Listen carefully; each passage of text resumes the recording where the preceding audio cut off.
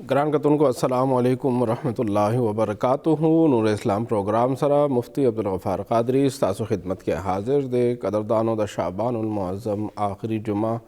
द रमज़ान मुबारक बाबरकत महीना रानिज़ शुदा। अल्लाह करीम दे मोंग वता उस्ता खैर आफ़ियत सदा मुबारक म्याश नसीब की व दे मुबारक म्याश दे रहमतुना बरकतुना अल्लाह करीम दे मोंग वता टोलो त नसीब की।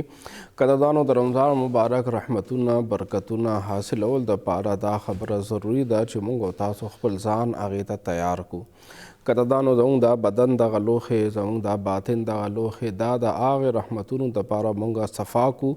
व द अल्लाह जल्ल शानु रहमतुन त मोंगा मखामुख को चे अल्लाह जल्ल शानु रहमान दे रहीम दे अरहमुर राहिमीन दे आगा रहमतुन पखपल बंदगान बांधे रावरई खुबाज बंदगान पखपल अखपल ज़ान मांदे आगा रहमतुन बंद कड़ी हुई नो कदरदानो नन बस्तासो खिदमत के प्रोग्राम पर दे बांधे पेश को च रमज़ान मुबारक न मख के मुंग लस कारुना कौल पकार दी ची दमु वसासो बांधे रमज़ान मुबारक के अल्लाह पाक रहमतुन बरकतुन रो रही नो कदरदानो नन बस्तासो पर खिदमत के प्रोग्राम पेश को पर दे बांधे च रमज़ान मुबारक न मख के मुंगला कम कम कारून नजान सातल पका दे कम कम कार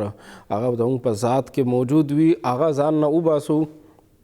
खपल इस्लाह को द खपल ज़ान एहतसाब को और द खपल ज़ान न दगा कारुना उबासू चरातलों के रमज़ान मुबारक दगा रहमतुना बरकतुना मंगो तास्ता मिलोशी पते मौजू बाने बनन स्तासो खिदमत के प्रोग्राम पेश को दास्तासो प्रोग्राम दस्तासो प्रोग्राम पस्तासो रातक बाने खिस्ता कीगी तासो मंग सरा पर लाइव कॉल बांधे रब्ता कॉल पर 0912584 बांधे व्हाट्सअप पर ला रहा हम तासो मंग तखपल पुख्तने पर वॉइस मैसेज की पर टेक्स्ट मैसेज की राले गले से तासो व्हाट्सअप मेरा पर स्क्रीन बांधे कारशी कदरदानो प्रोग्राम के द नात शरीफ खैस्ता बरखा हूँ भी और नन जबोंग प्रोग्राम था नात शरीफ द पारा तशरीफ़ रोड़े दे मोहतरम मोहम्मद जुनैद क़ादरी साहब। जुनैद भाई तासो पखैर आले वही कदरदानो नात शरीफ हम और उस्तासो लाइव कॉल राहनो आगब हम आखलू वर्सरा कदरदानो पखपल मौजू बांधे बखबर हम को अल्लाह जल्ल शानु हूँ रमज़ान मुबारक दागा बाबरकत म्याश मुंगो तासो ला दे द पारा राकड़े दे सिद्दीकी मुंगो तासो तक़वा और परहेज़गारी इख्तियार को अल्लाह जल्ल शानुहू कुरान मजीद के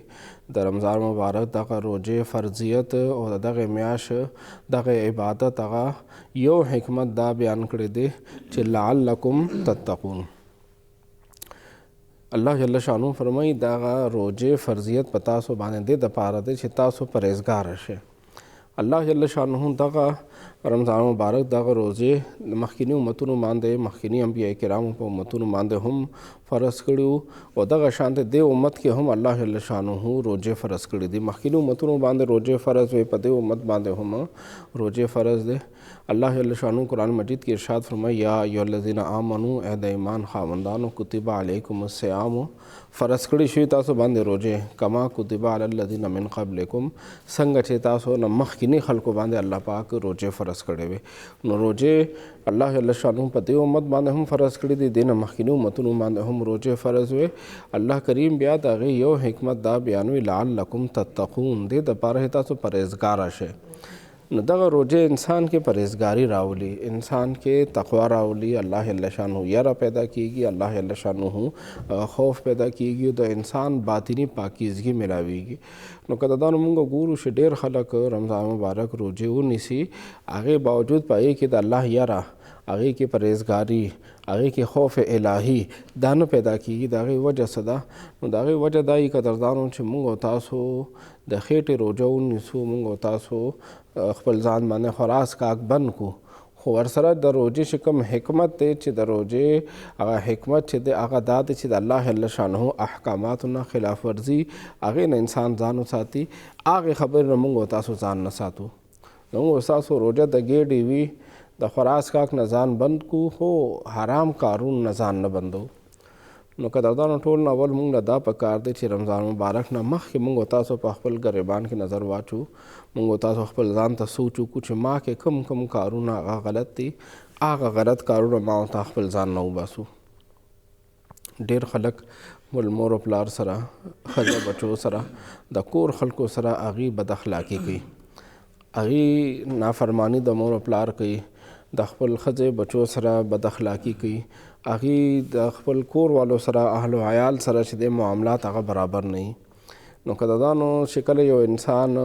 रमज़ान मुबारक के हम आगा गुनाहों जारी साथी कम से मखीनी ورځو کې دې جاري ساتلی وي نو بیا رمضان مبارک هغه برکات درته نه میلاویږي. ټول نه اول به مونږ خپل ځان نه یو حرام کار دا وباسو چې مونږ او تاسو به د خپل مور پلار فرمانبرداري شروع کړو. رمضان مبارک نه مخکې به مونږ او تاسو د خپل مور او پلار خبرې منو. که ښځه او بچو سره زموږ معاملات دي هغې کې به هم مونږ ایماندارۍ سره او ما او تا چې کوم احکامات الله جل شانه ما او تا باندې د ښځې او بچو په باره کې لازم کړي دي د هغې به مونږ او تاسو خیال ساتو. نو ټول نه اول به مونږ او تاسو د خپل خپلوان رشتهداران خصوصا مور او پلار ښځه بچو سره ورونو خویندو سره زموږ باندې کوم ذمهوارۍ دي کوم احکامات دي هغې طرف ته به توجه ورکوو چې مونږ دغه حرام کار نه ځان وساتو. که څوک مور او پلار سره بد کلامي کوي غلط الفاظو سره خبرې ترې کوي د هغه رویه د هغه خبرو د انداز هغه د مور پلار سره ټیک نه دی. مور پلار ورته کم نصیحت کوي کم ښې خبرې کوي هغې باندې دی عمل نه کوي نو که د نو دغه کار به خپل ځان نه وباسو چې زموږ او ستاسو په ژوند کې د رمضان مبارک هغه برکات شامل شي. دغه حرام کار دا هغه رکاوټ دی چې دا د الله جل شانه رحمت چې دی هغه موږ او تاسو ته نه راپرېږدي. رمضان مبارک کې د الله جل شانه رحمتونه راوریږي خو د هغې دپاره ضروري خبره دا ده چې زموږ او ستاسو لوښې زموږ او ستاسو د بدن دغه لوښې هم ورته نیغ وي چې موږ تاسو ته لوښې نیغ کړو نو د الله جل شانه د رحمت باران به زموږ او ستاسو په دغې لوښې کې هغه جمع شي او زموږ او ستاسو بدن زموږ او ستاسو ظاهر او باطن د الله جل شانه رحمت باندې به هغه منور شي. نو که د دانو شروع به مونږ خپل ذات نه کوو چې خپل ځان کې به نظر واچو چې ما کې کومې خبرې چې دی هغه د الله جل شانه نه قانون نه خلاف دي. ټول نه اول به مور او پلار وروڼو خویندو ښځو او بچو سره زموږ تعلقات او د هغې سره چې کوم زموږ معاملات دي د هغه سره زموږ کوم رویه ده هغې باندې به نظر واچو د اول د هغې اصلاح پکار دی. دویم نمبر باندې که د دانو مونږ او تاسو وګورو چې مونږ او تاسو روزګار کاروبار کم نوکري کو دغه روزګار دغه کاروبار دغه نوکري جایز ده که ناجایز ده. ډېر خلک لګیا وي هغې یو کاروبار یو روزګار یو کسب د رزق یو لاره ځان ته کتلي وي خو په هغې باندې ډوب نظر نه اچولی چې آیا دا جایز ده که ناجایز دی. هغې دې د نو ګوري چې زما دغه کار حلال دی که حرام دی. هغې صرف پیسې ګټل هغې مقصد وي هغې صرف پیسه ګټي هغې دې د نو ګوري چې دغه پیسه حلال ده که حرام ده. دا ذریعه معاش دغه کسب دغه چې کوم نوکري دغه چې کوم کاروبار دا د پیسې ګټلو چې کومه لاره ده دا حلاله ده او که حرامه ده. ډېر خلک لګیا وي قدردانو آنلاین چې دی هغې مختلف ځایونو کې انویسټمنټ کړي وي او هغې دا وي چې موږ کاروبار کوو هغې دا وي چې موږ دلته کې کاروبار کې پیسې اچولی دي. نو قدردانو موږ او تاسو به کاروبار هم کوو خو کاروبار دپاره چې کوم طریقه کار اسلام متعینه کړی د هغې طریقې کار مطابق به کاروبار کو. سیدنا عمر فاروق رضی الله تعالی عنہ مبارک په باره کې راځي جامع ترمذی حدیث پاک دی هغه مبارک به بازار کې ګرځېدو هغه مبارک امیر المؤمنینو بازار کې به ګرځېدو کوم خلکو به تجارت کولو هغې نه به تپوس کولو چې تاسو خپل کاروبار د خپل روزګار سره متعلقه چې کوم احکامات دي د حلال حرام روا ناروا هغې باندې پوهه که نه پوهه. کم کس بچے هغه په خپل کاروبار جایز او ناجایز په هغې احکامات او طریقې کار باندې به نه پوهه نو حضرت عمر فاروق رضی الله تعالی عنه به هغې له سزا ورکوله چې یو تاجر دپاره دا خبره ضروري ده چې دې تجارت کوي نو دی به د اسلامي اصول زده کوي چې اسلام د دغه تجارت دپاره دغه کاروبار دپاره کم اصول ښودلي دي. نن ډېر افسوس خبره ده زموږ نوجوانان سکول تعلیم عصري تعلیم دنیاوي تعلیم خو ډېر حاصل کی خو هغې د خپل روزګار کاروبار نوکرۍ سره تړلې اسلامي احکامات نه زده کوي. ډېر خلک لګیا وي آنلاین هغې جوه کوي هغې جواري کوي. ډېر ایپس داسې راوتي دي چې په هغې کې هغې پیسې واچي او هغې دا وي چې زه انویسټ کوم خو هغه حقیقت کې جوه وي هغه حقیقت کې قمار وي هغه حقیقت کې جواري وي. اسلام د دغه چیز نه منع کړی ده هغه اسلام کې حرام قطعي دی. الله جل شانه قرآن مجید کې هغې حرمت ذکر کړی دی. نو که د دا نو مونږ تاسو له پکار دا دی چې مونږ به صرف پیسه نه ګټو بلکې دې ته به ګورو چې په دې کې مونږ دپاره کوم طریقه کار چې دغه اسلام مطابق دی او کوم طریقه کار د اسلام نه خلاف دی. ډېر خلک مونږ نه تپوس وکړي چې ما دغه کاروبار کړی دغې طریقې مطابق چاله مې پیسې ورکړي دي هغه نه دغه منافع مات راځي دا جایز ده که ناجایز ده نو چې هغې باندې مونږ ډوب نظر واچو قدردانو نو هغه طریقې کار اسلام نه خلاف وي. لکه ډیر خلکو دغه یو کاروبار شروع کړی دی. زه نن د خپل دغه ټي وي وساتت سره ستاسو خدمت کې د هغې په باره کې وضاحت کوم. ډیر اهمه خبره ده. بعضې خلکو سره پیسې وي او هغې کاروبار نشي کولی، هغې نوکرۍ کې مصروف وي، هغې چېرته داسې ځای کې مصروف وي چې هغې په خپله فزیکل کاروبار نشي کولی. هغې یو داسې کس له پیسې ورکړي چې هغه کاروبار کولی شي، نو د یو کس پیسه وي او د بل کس چې دغه محنت وي. اسلام کې دې ته مضاربت ویل کېږي چې یو کس پیسه بل له ورکړي او هغه بل کس چې د هغې دپاره منډه تړه وښي.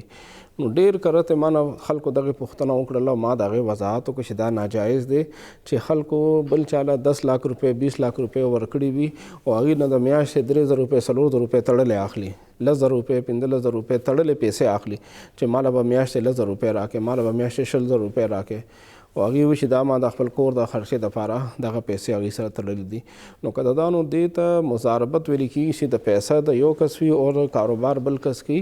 نو شرعاً دا ضروري ده چې دې کې به دوی فیصدي خپلو کې د منافع هغه به متعین کړي چې څومره منافع راله هغې کې 50% ستا شو 50% زما شو. نو قدردانو دې کې فیصدي پیسې تړلی شي او د پیسې متعین کول، نقد پیسې متعین کول چې 100 روپۍ به راکړې 1,000 روپۍ به راکړې 2,000 روپۍ به راکړې، دا شرعاً ناجایز دی چې پیسې چاله ورکړي او هغې نه تړلې پیسې میاشت په سر باندې یا کال په سر باندې یا کوارټر یا هاف ایئر هغه انسان نه پیسې اخیستل چې دومره پیسې به ماله ته خامخا راکړې. نو شرعاً دا ناجایز دی. کیدای شي دومره ګټه هغه ونه کړي، د شي ورسره کم فیصدي کم شي د پیسې وتړلې دومره ګټه هغه ونه کړي، کیدای شي هغې نه کم وکړي نو دی به خامخا ورته دغه برابري، کیدای شي هغې نه زیات وکړي. نو ځکه شرعاً چې دی یو کس پیسې بل له کاروبار دپاره ورکوي دا مضاربت دی. مضاربت کې به شرح منافع هغه به دی منافع هغه شرح چې دی هغه به دی متعینه کړي چې څومره منافع وشو 50% ستا شو 50% زما شو 40% زما شو 60% ستا شو. داسې پرسنټیج چې د هغه تړلی شي که بیا ډېره منافع راله نو ډېر پیسې به واخلي او که لږه منافع وشو لږې پیسې به اخلي. نو شرع منافع هغه متعین کولی شي، خو نقد روپۍ چې دی هغه متعین کول چې ماله به 1,000 روپۍ راکړې ماله به 2,000 روپۍ راکړې دا چې دی هغه شرعاً ناجایز دی. نو ډېر کرته قدردانو زموږ په معاملاتو کې ډېر وړې خبرې وي خو هغې د وجې نه یو شیز ناجایز شي او ډېر وړه خبره وي هغې د وجې نه هغه شیز جایز شي. نو موږ له د خپل کاروبار د خپل روزګار چې کوم معاملات کو د هغې هغه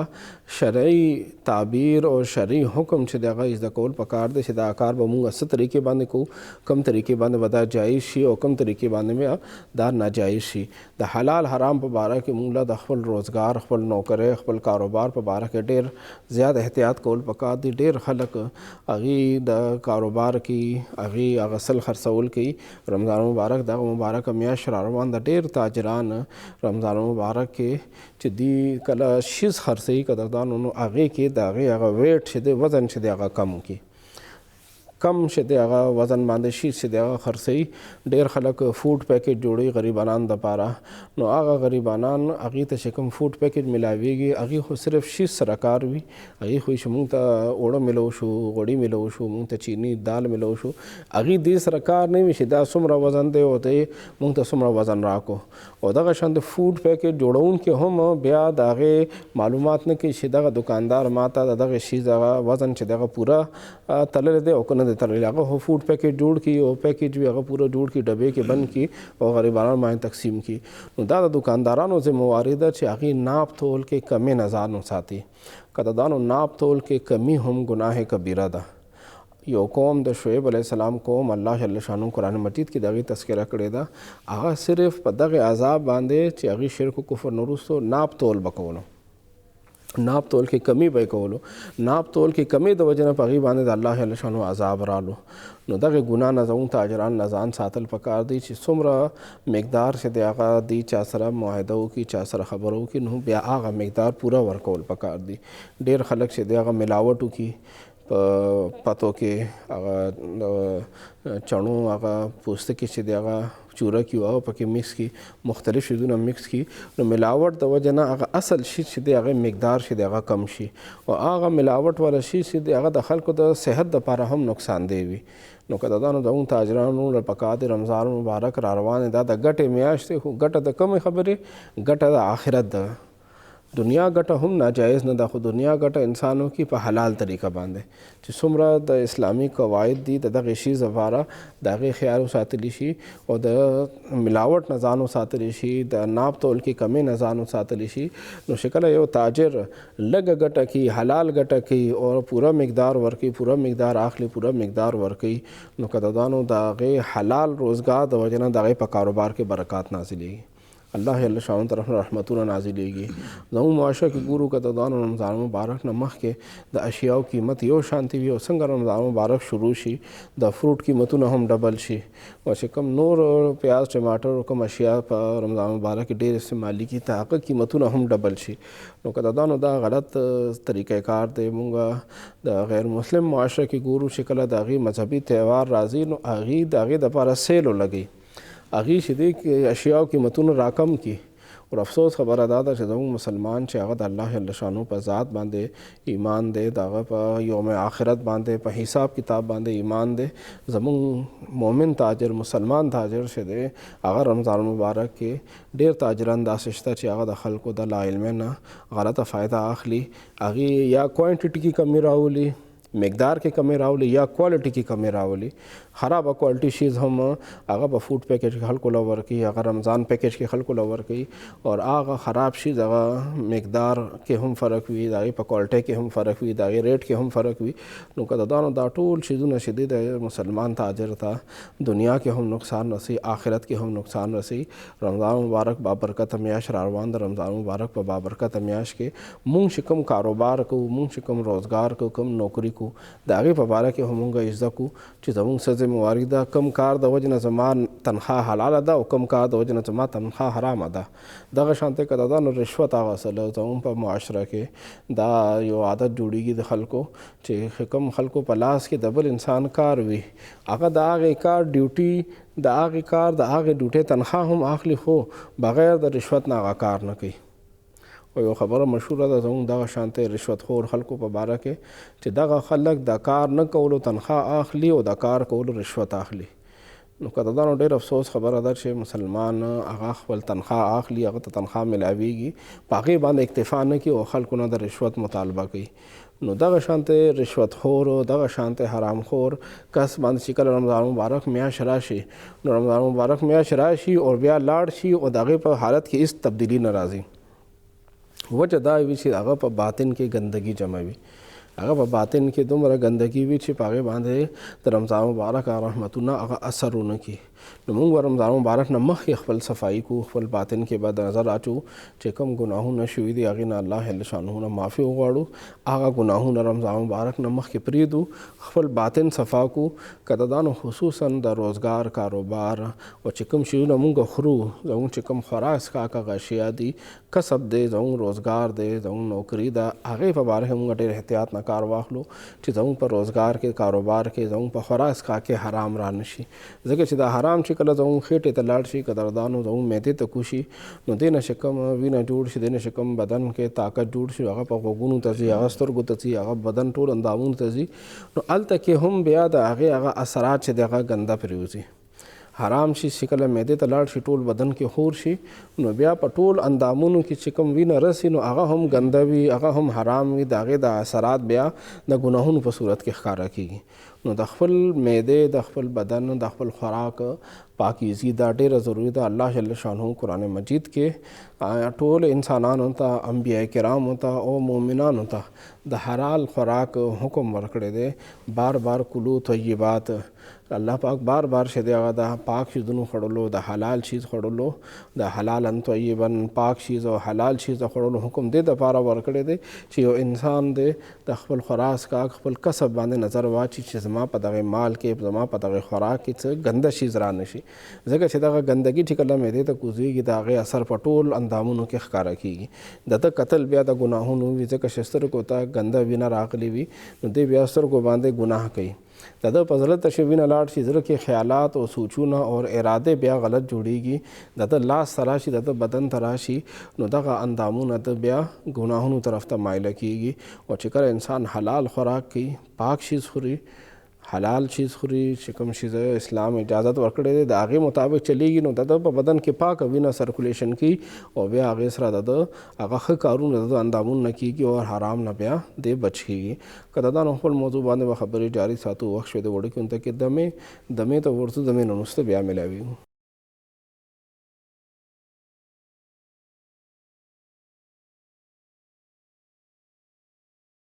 ګران کتونکو یو ځل بیا پروګرام ته هرکلی. پروګرام ستاسو خدمت کې روډ دی رمضان مبارک نه مخکې د حرام کارونه ځان بچ کول او د خپل اصلاح کول. قدردانو د مینو وړاندې خبرو شروع وه چې موږ له په خپل خوراک څښاک باندې ډېر اهتمام ساتل پکار دی چې زموږ او ستاسو په خوراک څښاک کې څه ګنده شي را نه شي. ګنده شي کله معدې ته رسي د هغې نقصان انسان ته میلاویږي. یو حدیث پاک کې راځي آقا کریم علیه الصلاۃ والسلام مبارک موږ له دې خبرې تعلیم او سبق راکړی دی. یو واقعه یو حدیث پاک کې رانقل ده چې آقا کریم علیه الصلاۃ والسلام مبارک په خدمت کې یو صحابي نبی علیه الصلاۃ والسلام مبارک ته تحفه راولېږله، یو ګلاس یو جام پی راولېږل. آقا کریم علیه الصلاۃ والسلام مبارک چې هغه پی دی مبارک ته راورسېدله نو دی مبارک چې چا راوړلو هغې په لاس باندې واپس هغه پی ولېږل او تپوس وکړو چې دا پی د څه شي دي. نو هغې صحابي واپس جواب راولې قربان یا رسول الله دا زما د بیزې پی دی. آقا کریم علیه الصلاۃ والسلام مبارک بیا ورته واپس سوال جواب ورکړي دا بیزه دی کوم ځای نه اخیستې ده، بیزه څنګه تا ته راغلې ده؟ نو هغې صحابي جواب کې عرض وکړو قربان یا رسول الله دا ما په پیسو باندې اخیستې ده. بیا آقا کریم علیه الصلاۃ والسلام مبارک هغه پی قبول کړل. آقا کریم علیه الصلاۃ والسلام مبارک نه وروستو هغې صحابي تپوس وکړو قربان یا رسول الله ما تاسو ته تحفه کې پی درولېږل او تاسو هغه بیا واپس کړل، د دې وجه څه وه؟ نو دې مبارک دغې وضاحت وکړو چې موږ ته انبیا کرامو ته دغه حکم شوی دی چې کوم یو شیز راشي د هغې معلومات وکړي چې هغه حلال وي، حلال چیز پاک شي چې دغه خوړل پکار دی. نو آقا کریم علیه الصلاۃ والسلام مبارک موږ تاسو د خبرې سبق راکړو چې موږ تاسو کوم یو شیز راشي نو په پټه سترګه به هغې باندې یقین نه کوو بلکې د هغې معلومات به کوو چې دا شیز چې راغلی دی دا په کومه طریقه راغلی دی. که د غلا شیز وي، د دوکې شیز وي، چا نه په زور اخیستلی شوي شیز وي، لکه ډېر کسان داسې وي چې د هغې مکمل کاروبار روزګار هغه د ظلم وي، د زیاتې وي، هغه حرام وي. نو دغه شانتې کسانو نه ګفټ اخیستل، د هغې نه تحفې تحایف اخیستلو کې هم علما ویلي دي چې هغې نه به ځان ساتئ ځکه چې د هغې سره کوم مال دولت کوم اشیا دي هغه جایز نه دي، هغه ناجایز دي. نو موږ به صرف دې ته نه ګورو چې موږ له چا سره راکړل بلکې دې ته به هم ګورو چې دا آیا دغې کس دا چې کوم ذرایع آمدني دی د ګټې چې کومه لاره ده د چې کوم طریقې باندې پیسې ګټي آیا دا حلال دی او که حرام دی، پاک دی که ناپاک دی. چې ښه شیز وي، پاک شیز وي نو انسان هغه واخلي او که ناجایز او حرام وي نو بیا د هغې نه ځان ساتل پکار دی. قدردانو پروګرام ستاسو خدمت کې راوړی دی د رمضان مبارک نه مخکې حرام کارونه خپل ځان نه وباسل، خپل احتساب کول، د خپل اصلاح کول. قدردانو یو ډېر زیات کار چې هغه په موږ او تاسو کې ډېر خلکو کې موجود وي هغه د رمضان مبارک نه مخکې چې هغې اصلاح ډېر زیات ضروري ده هغه د ژبې اصلاح ده. ژبې باندې ډېر حرام کارونه زموږ او ستاسو عادت جوړ شوي په دې 11 میاشتو کې ډېر خلک هغه دروغ چې د هغې عادت جوړ شوي وي. ژبې باندې دروغ داسې وي چې مخامخ کس ور باندې داسې اعتماد وکړي چې دی لګیا د رښتیا وي او ډېر خلکو ته چې کله ووایه چې تا خو دا خبره دروغ وکړله، تا خبره دا غلطه وکړه نو هغه ما ګپ لګولو. نو قدردانو یاد ساتئ ژبې باندې که انسان دروغ ووي، انسان خلاف حقیقت خبره وکړي، که هغه ګپ وي که هغه رښتیا وي هغه دروغ دی. رمضان مبارک فیوزات او برکات حاصلول دپاره دا خبره ضروري ده چې موږ او تاسو دروغ نه ځان وساتو، دروغ خپل ځان نه وباسو. قدردانو دروغ چې دی هغه ګناه کبیره دی، په لوی ګناهونو کې یو شی دی هغه دروغ دی. نو قدردانو خپل ځان نه دغه عادت وباسل پکار دی. او بل ګناه چې موږ تاسو په ژبه باندې ډېر زیات کوو قدردانو هغه چغلي کول دی،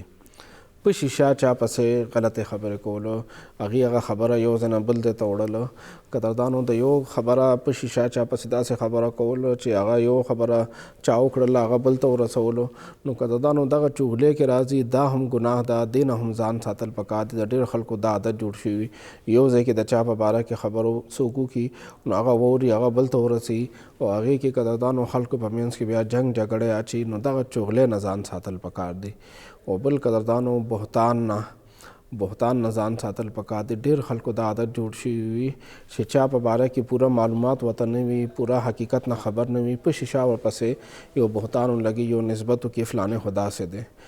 هغه پوره حقیقت نه ځان خبر نه کړي چې دا خبره پوره څنګه وه، خو صرف نیمګړې خبرې د وجې نه چا باندې بهتان ولګي، چا باندې الزام تراشي وکړي. نو دا عادت زموږ خلکو کې ډېر زیات دی قدردانو. دغې عادت نه ځان ساتل پکار دي. رمضان مبارک را روان دی، د خپل ژبې باندې ډېر زیات توجه ورکړئ چې ستاسو د ژبې استعمال د خیر دپاره دی که دا د شر دپاره دی. که ژبې استعمال د شر دپاره دی قدردانو دا ډېر لویه ګناه ده. حدیث پاک کې راځي آقا کریم علیه السلام مبارک نه یو صحابي تپوس وکړو چې قربان یا رسول الله مونږ د ژبې باندې ویلې شوو خبرو به هم دغې حساب به مونږ سره کېږي. نو آقا کریم علیه السلام مبارک فرمایل چې ای معاذ ډېر خلک به جهنم ته پړ مخې هغه به صرف دې وجې نه اچولی کېږي چې دوی په ژبې باندې به خلکو ته نقصان رسولي، د ژبې غلط استعمال به یې کړي، د ژبې ریبلو د ژبې باندې کوم خبرې دې کړي وي هغې د وجې نه به ډېر خلک جهنم ته پړ مخې اچولی کېږي. نو موږ له په خپل ژبې استعمال باندې هم نظر اچول پکار دي چې موږ چې کله ژبه استعمالو نو زموږ دا استعمال د ژبې څنګه دی، خیر دپاره دی که د شر دپاره دی، رښتیا پې وایو که دروغ پې وایو، موږ دې باندې خلکو ته فایده رسو که خلکو ته نقصان رسو. خلکو ته په شیشه هغې باندې الزام تراشي، بهتان، هغې باندې څه داسې خبرې خو نه کوو چې هغه موږ هغې په مخ کې نشو کولی، په شیشه ورپسې کوو. نو که دادانو د ژبې استعمال ډېر زیات وي، رمضان مبارک کې هم ډېر وي، نو اوس نشي کله مونږ خپل ځان باندې روک ولګو، اوس نشي مونږ تاسو خپل ځان باندې یو پابندي ولګو، اوس نشي مونږ تاسو خپل ځان باندې چیک اینڈ بیلنس ولګو. رمضان مبارک پورې مونږ تاسو ډېر حده پورې دغه ګناه نه بچ شوي وو، او چې کله دغه ګناه مونږ نه وځي، دا حرام کار مونږ نه وځي، نو که دا نو مونږ تاسو باندې به د الله جل شانو رحمتونه هغه راورېږي. رمضان مبارک نه مخکې خپل ځان تبدیل کې،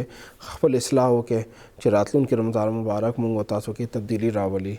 ډېر رمضان مبارک مونږ تاسو په ژوند کې راله، خو دغه رمضان مبارک کې قدردانو مونږ تاسو د تېر رمضان مبارک په مقابله کې زیات د الله جل شانو رحمتونه هغه په خپل ځان کې هغه جذب کوو، د الله جل شانه رحمتونه راورېږي. خو زموږ ستاسو لوښی ورته څښا دی، زموږ ستاسو لوښی ورته الټه دی. مونږ تاسو خپل لوښی صفا کوو، مونږ تاسو ته خپل لوښی نیغ کوو چې الله جل شانو رحمتونه پای کې راورېږي. قدردانو بل اهم کار چې مونږ تاسو رمضان مبارک کې هم جاری ساتو، هغې نه مخکې هم کوو، خو په هغې کې هم مونږ تاسو له اصلاح او د خپل احتساب پکار دی، هغه د سوشل میډیا استعمال دی. سوشل میډیا استعمال کې مونږ تاسو وګورو چې مونږ تاسو دغه وخت چې کوم سوشل میډیا باندې تېرېږي دا په کوم کارونو کې تېرېږي. مونږ تاسو کوم ریلز ګورو، مونږ تاسو کوم ویډیو ګورو، مونږ تاسو کوم پوسټینګ کوو یا مونږ تاسو کوم سټیټس لګوو، آیا هغه د اسلام مطابق دی که اسلام نه خلاف دی؟ هغه د خلکو د معاشره د ګټې دپاره دي که خلکو د معاشرې نقصان دپاره دي؟ مونږ تاسو خپل احتساب په خپله وکړو. رمضان مبارک نه مخکې مونږ تاسو خپل استعمال ته د سوشل میډیا استعمال ته وګورو چې زموږ تاسو په سوشل میډیا باندې دا کوم وخت تېرېږي، دې کې څومره حده پورې مونږ تاسو هغه ښه کارونه کوو، څومره حده پورې مونږ تاسو غلط کارونه کوو. رمضان مبارک کې قدردانو صرف د روژې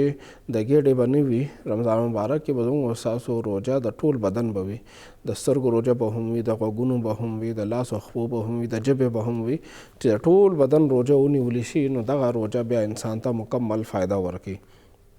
حدیث پاک کې راځي آقا کریم علیه السلام بار فرمایي چې ډېر روژهدارو ته روژې کې صرف لوږ او تنده ملاویږي، نور هغې ته څه نه ملاویږي. حدیث پاک کې د خبرې وضاحت شوی دی چې دې نه مراد دا چې کوم انسان هغه روژه ونیسي، لږ او تنده ځان باندې تېروي، خو د نور اعضا او نور اندامونو روژه نه نیسي، د سترګو روژه نه نیسي، د لاس او خپو د ژبې روژه نه نیسي، نو دې ته صرف د روژې نه لږ تنده ملاویږي. نور چې کوم د روژې برکات دي، د روژې چې کوم فواید دي، د روژې کوم روحانیت دی هغه ورته نه ملاویږي. نو د روژې دغه روحانیت حاصلول دپاره، دغه برکات حاصلول دپاره، خپل ژوند کې د الله جل شانو رحمت حاصلول دپاره مونږ تاسو به د ټول اندامونو روژه نیسو او د هغې اندامونو تربیت به مونږ اوس نه شروع کړو چې مخکې نه که د دانو تربیت شروع شي، مخکې نه تربیت وشي، نو بیا رمضان مبارک کې هغه اندامونه هغه انسان چې دی هغه عادت شوي وي هغه ته هغه کار بیا آسان شي. او که چېرې قدردانو رمضان مبارک کې څوک وایي چې رمضان راشي نو بیا به زه خپل اصلاح کوم، نو هغه وخت کې قدردانو بیا اصلاح ګران وي، ځکه بیا خو د هغې په سر باندې خبره راغله. هغه وخت کې بیا چې دی ګناهونه پرېږدي او خپل اصلاح کوي، نو بیا رمضان مبارک میاشتې نه تللی وي. نو ځکه د رمضان مبارک نه مخکې به مونږ خپل ځان دغې کارونو طرف ته متوجه کړو چې زموږ ستاسو دغه سوشل میډیا استعمال خصوصا، ځکه چې قدردانو ډېر خلک ورځ کې د ډېر وخت چې دی هغه په سوشل میډیا باندې تیروي.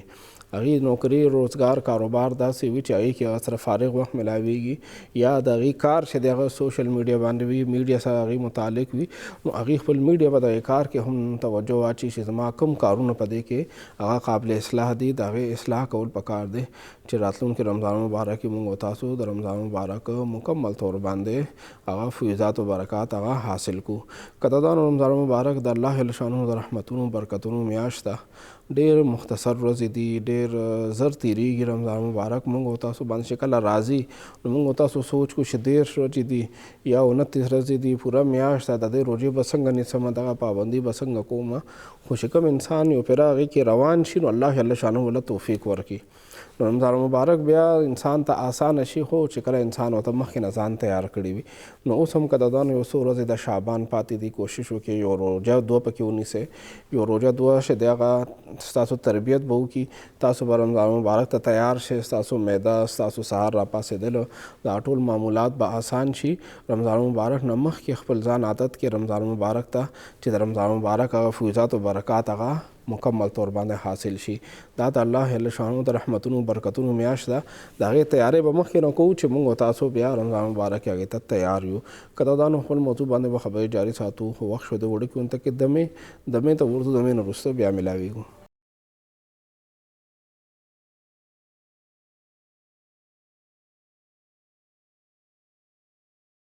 ګران کتونکو یو ځل بیا پروګرام ته هرکلی پروګرام ستاسو خدمت کې وروړی د رمضان مبارک نه مخکې خپل اصلاح کول، حرام کارونه ناجایز کارونه خپل ځان نه وباسل. قدردانو رمضان مبارک نه مخکې یو اهم کار بل هم موږ له پکار دی چې موږ کې ډېر خلک داسې وي چې هغې نشه آور اشیاو عادت شوي وي، هغې نشه آور شیزونه هغه استعمال هغه عادت جوړ شوي وي. نو قدردانو رمضان مبارک روژې برکات د حصول دپاره دغې شیز نه هم ځان ساتل پکار دی. رمضان مبارک نه مخکې چې دغې شیز نه توبه وباسل پکار دی، که هغه شراب دی، که هغه نور نشي دي قدردانو، نو دغه نشه آور اشیاو نه ځان ساتل پکار دی. رمضان مبارک کې دغه شانتې کسان چې هغې نسوار کوي یا هغې سګرټ کوي یا نور نشې کوي، نو هغې بیا چې مخکې نه دی دغه خپل ځان د رمضان مبارک نه مخکې نشه آور اشیاو نه ځان عادت کړي، پرېښودلو د عادت نه خپل کړي، نو بیا رمضان مبارک کې هغې مازدیګر ټایم کې خلکو سره جنګ جګړې کوي، هغې په سر باندې درد راځي، د هغې دماغ چې دی هغه صحیح کار نه کوي. نو د هغې دپاره قدردانو طریقه دا ده چې رمضان مبارک نه مخکې دغه خپل ځان عادت کې دغه نشه آور اشیا پرېږدئ، که هغه سګرټ دی، که نسوار دی، که نور نشې دي. شراب ته خو حدیث پاک کې الخبائث ویلی شي، دا د ټول ګناهونو جړه ده، قدردانو حرام قطعي دی، دې نه خو مکمل طور باندې ځان ساتل پکار دی. او بیا که نسوار دی او که سګرټ دی، نو قدردانو دا هم نشه آور اشیا دي، دا هم انسانی صحت ته انسانی مال ته نقصان رسي، معاشره ته نقصان رسي، نو دې نه هم ځان ساتل پکار دي. او قدردانو ورسره د رمضان مبارک د فیضات و برکاتو کې یو دا هم دی چې ډېر خلک چې هغې د الله جل شانه د یرې د وجې نه په سهار مانځه نه واخله ماښام مانځه پورې دغه وخته پورې فجر نه ماښامه پورې دوی د دغه نشه آور اشیاو نه ځان وساتي. نو قدردانو ډېر خلک ما کتلي دي چې هغې بیا بقایا ورځ کې، بقایا شپه کې او بقایا ټایم کې هم هغې دغه نشه آور اشیا پرېږدي. ډېر کسان د سګرټ نوشۍ دغې عادت نه او دغې ګناه نه چې د رمضان مبارک د برکت هغه ووړي. دغه شانتې ډېر خلک د نسوار دغې نشې نه دغې عادت نه چې دی هغه رمضان مبارک د برکته ووړي. نو څوک هم یو ګناه یو غلط عادت پرېښودل غواړي، نو هغې دپاره رمضان مبارک چې دا د تربیت میاشت ده، دا د الله جل شانه د پرهیزګارۍ او تقوا میاشت ده. الله جل شانه رمضان مبارک کې د روژې یو فایده او برکت او حکمت چې دی هغه پرهیزګاري ښودلې خودرې ده، الله یره خودرې ده، نو څنګه یو انسان هغه د الله جل شانه یره د وجې نه روژه نیولی شي، د سهار بانګ نه واخله ماښام بانګ پورې دې ځان د دغې ګناه نه دغې غلط کارونه بچ کولی شي، نو دې بیا بقایا ورځو کې هم ځان د دغې ګناه نه بچ کولی شي. ماښام نه وروسته سهار پورې هم دې ځان بندولی شي، 11 میاشتو کې هم د دغې کار نه ځان بندولی شي. نو زموږ دغې پروګرام ټول خلاصه دا ده که د دانو چې حرام کار که هغه په تعلقاتو کې دی، که هغه سوشل میډیا باندې تعلقاتو کې دی، که هغه په فزیکل په تعلقاتو کې غلط تعلق چېرته دی غلط تعلق پرېږدی. حرام کارونه که خوراک څښاک کې دي هغې نه ځان وساتئ، هغه پرېږدی. که حرام چې دی هغه روزګار دی، کاروبار دی، ذریعه معاش دی، هغې نه ځان وساتئ. که مور پلار سره وروڼو خویندو سره خپل خپلوانو سره تعلقاتو کې څه داسې کمې بیشې دی چې هغه حرام دی، هغې نه ځان وساتئ چې ستاسو په ژوند کې د رمضان مبارک هغه فیوزات او برکات مکمل طور باندې حاصل شي. خصوصا د خپل ژبې اصلاح وکړئ، د خپل سترګو اصلاح وکړئ، خپل د لاس او خپې د اندامونو صحیح استعمال وکړئ چې رمضان مبارک کې د الله جل شانه رحمتونه برکتونه مکمل طور باندې حاصل شي. که د دانو مونږ تاسو د الله جل شانه د رحمتونو برکتونو ډېر محتاج یو، مونږ تاسو د الله جل شانه د فضل او کرم ډېر محتاج یو. نو راتلونکي رمضان مبارک اول عشره رحمت وي، نو دې کې رحمت حصول دپاره پکار دا دی چې مونږ تاسو خپل ځان د رحمت مستحق جوړ کړو، خپل ځان نه هغه کارونه وباسو چې کم کارونه مونږ تاسو د الله جل شانه رحمت نه محرومه کوي. هغې کې خصوصا حقوق العبادو کې مونږ تاسو خپل ځان چې دی هغه د الله جل شانه کوم بندګانو حقوق موته باندې لازم دي هغې ادایګي شروع کړو. حقوق الله چې دی هغې ادایګي شروع کړو، مونځ چې دی هغه پابندۍ سره شروع کړو. که د دانو ډېر خلک په مانځه کې سستي کوي، هغې وي چې کله رمضان مبارک راشي نو بیا به مونږ مونځ شروع کړو. نو که د دانو رمضان مبارک نه مخکې به مونږ تاسو مخکې هم مونځ فرض دی، مخکې به هم دغه اهتمام کو، رمضان مبارک کې خو به خامخا اهتمام کو. او دې سره سره مونږ په نور عبادات چې کوم مونږ تاسو باندې فرض دی، هغه زکات دی که هغه نور دی، نو هغې به هم مونږ مکمل اهتمام کو. که د دانو زموږ پروګرام ټایم سر ته رسي راتلونکي جمعې پورې تاسو نه اجازت غواړو. رمضان مبارک په اوله جمعه باندې به انشاءالله ورځې تاسو سره ملاقات کیږي، که ژوند خیر تر هغې پورې تاسو نه اجازت غواړو. السلام علیکم ورحمت الله وبرکاتہ.